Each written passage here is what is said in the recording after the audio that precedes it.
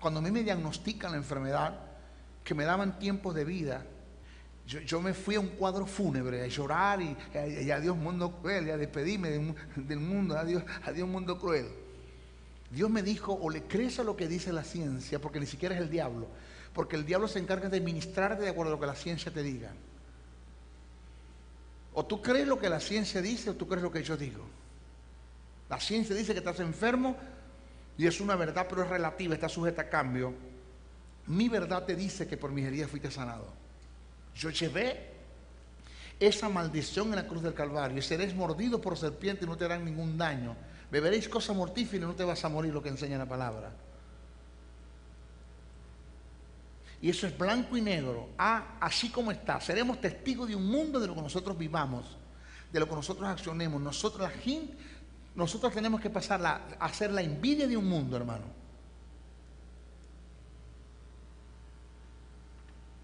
Y esto es lo que convence al mundo. Desde el punto de vista bíblico textual, ya hablamos del punto de vista etimológico, vamos a hablar del punto de vista bíblico textual, también se puede demostrar esta verdad. Marcos 5, 25, 3 trata de la mujer sanada del flujo de sangre. ¿Cuántos han leído eso? Pero como arroz lo hemos leído, pero ¿quién se ha parado, quién se ha detenido a estudiar el caso?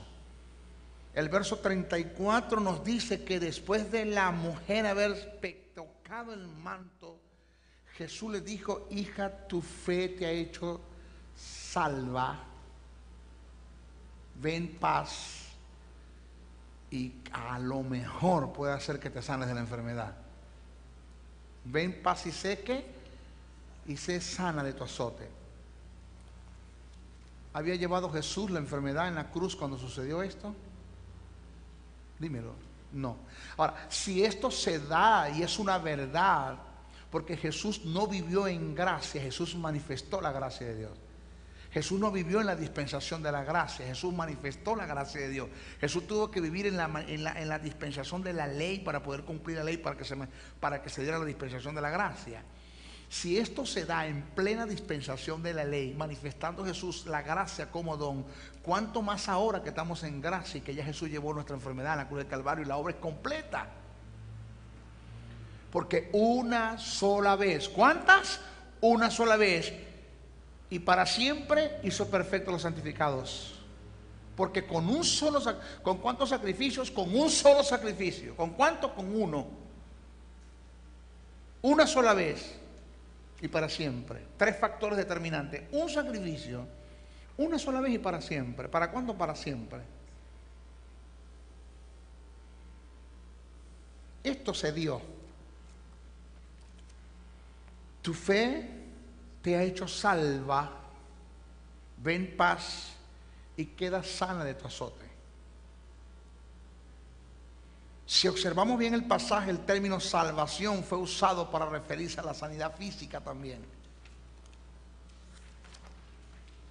En Lucas 5, 19, 25 tenemos otro ejemplo de esta verdad. Se trata del caso del paralítico del que descendieron por el techo. En el verso 20 Jesús les dijo al paralítico, hombre, tus pecados te son perdonados. Pero observe bien el paso. Yo quiero que usted me preste mucha atención.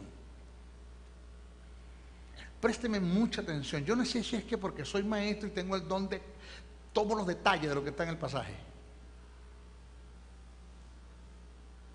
Jesús le dice al paralítico, hombre, tus pecados te son perdonados.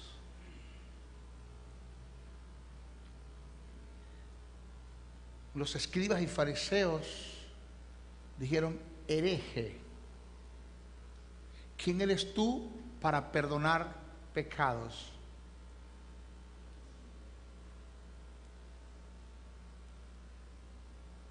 Ahora, ¿cómo yo le puedo demostrar a estos fariseos y saduceos, en el caso de Jesús, que tengo poder para perdonar pecado, si el perdonar pecado está en el mundo espiritual? Nadie lo puede ver. Tengo que demostrárselo físicamente. Jesús dijo, para que veáis que el Hijo del Hombre tiene poder para perdonar pecado, no dijo para sanar. ¿Poder para qué? Para perdonar pecado. A ti te digo, toma tu lecho, sé sano y vete a tu casa. Cuando tomó el lecho, se levantó.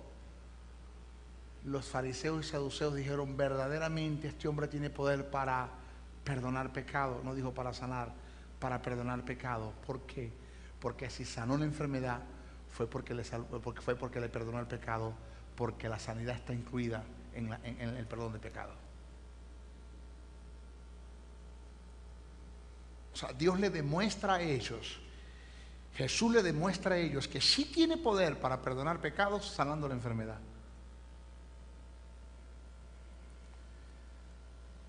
¿Qué es más fácil decir?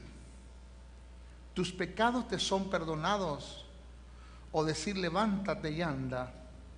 Pues para que sepáis que el Hijo del Hombre tiene potestad en la tierra para perdonar pecados, digo al paralítico, a ti te digo, levántate, toma tu lecho y sé sano y vete a tu casa.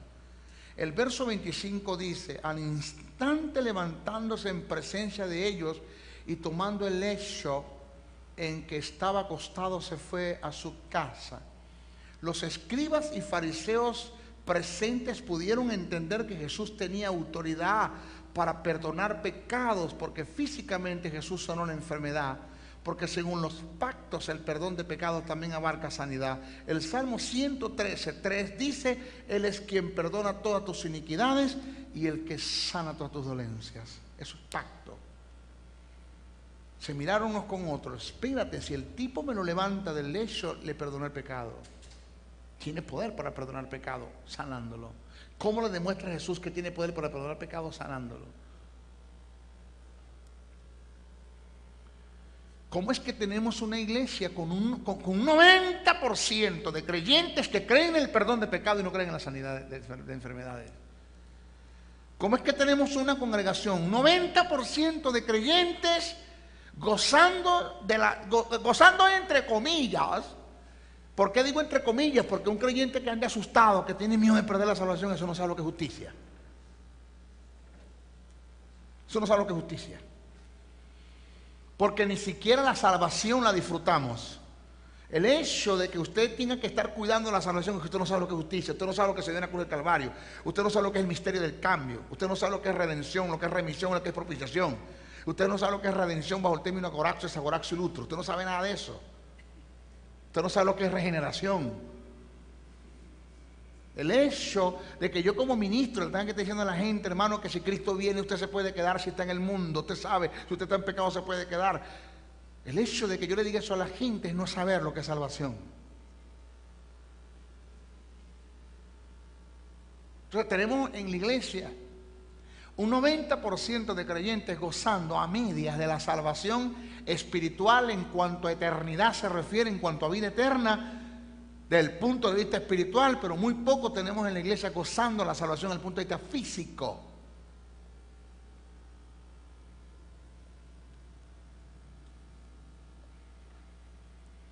Sí. Jesús dijo, date gracia. ¿Sabe cuándo?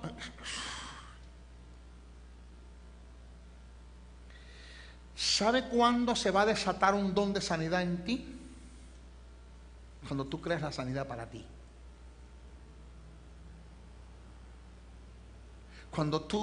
Porque es una batalla que tienes que librar. Es una fortaleza que tienes en la mente que tienes que librar. Y que se tiene que ser una verdad en tu vida, porque una verdad es, ya Dios la estableció, es un hecho. Pero tienes que librar esa batalla, tienes que pelearla, tienes que creer en esto, Señor. Hacer lo que dijo Smith Wigglesworth, el apóstol de la fe, dijo, yo prefiero morir creyendo que vivir dudando de Él. A causa de una apendicitis, el médico le dijo, ¿te operas o te mueres? Y le dijo, tu bisturí no toca mi carne. Yo prefiero morir creyendo en Dios que vivir dudando de Él. Porque la degradación más grande de una persona, de un creyente, de un hijo de Dios, es que viva dudando toda la vida de Dios. Y cuando la sanidad se empieza a hacer una verdad en ti, entonces es cuando tú vas a dar de gracia porque de gracia recibiste.